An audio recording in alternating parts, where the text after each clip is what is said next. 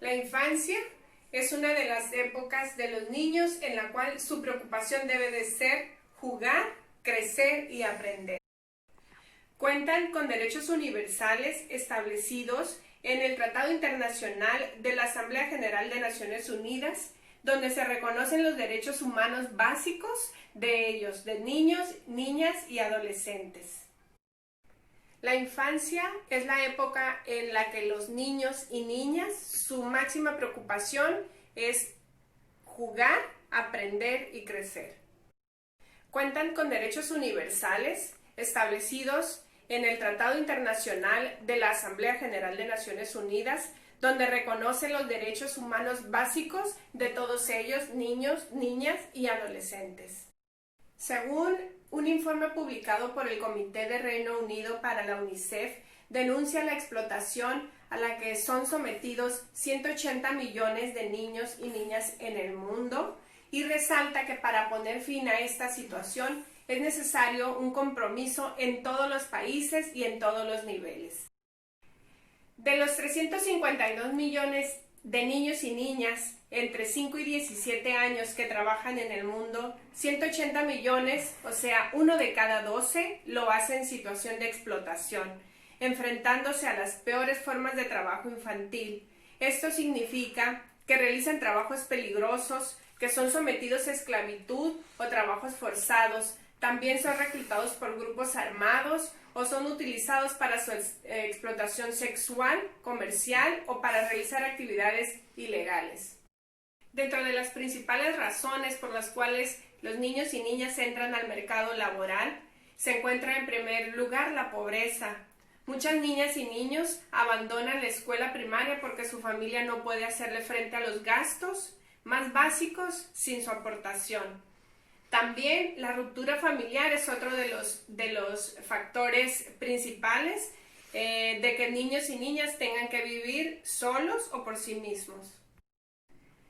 La discriminación contra grupos minoritarios que llevan a los niños y niñas de determinados grupos, etnias o castas, los llevan a trabajar antes que el resto de los niños y niñas de su localidad.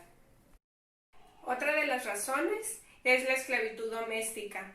Esta es la realidad de más de 40 millones de niños y niñas que trabajan como empleados domésticos y 10 millones permanecen ocultos tras las puertas. Este tipo de explotación infantil sucede en la mayoría a niñas que sufren castigos extremos como golpes con planchas ardiendo, flagelaciones y quemaduras con agua hirviendo.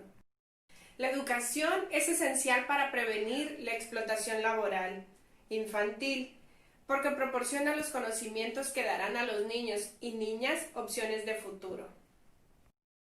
En muchos países, llevar a las niñas y a los niños a la escuela supone una pérdida de ingreso para las familias y al mismo tiempo un alto costo en concepto de útiles, uniformes, matrículas.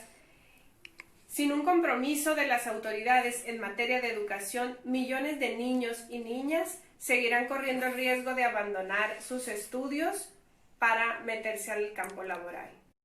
El problema de la explotación infantil es grave. Como ya lo mencioné en las cifras, cada vez más niños están inmersos en el mundo laboral.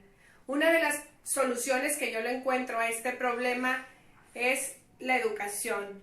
El que los niños y niñas tengan acceso a la escuela gratuita, obligatoria, de calidad, incluye también un trabajo de los gobiernos, en verdad, de que se pongan a trabajar en este problema.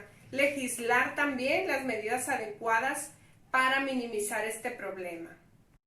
A la par de brindarles la educación a los niños, también otra parte fundamental es dar empleo de calidad a los padres y madres responsables de los niños para que de esa forma se hagan cargo de los gastos y los niños no tengan que salir a trabajar y su única opción sea ir a la escuela.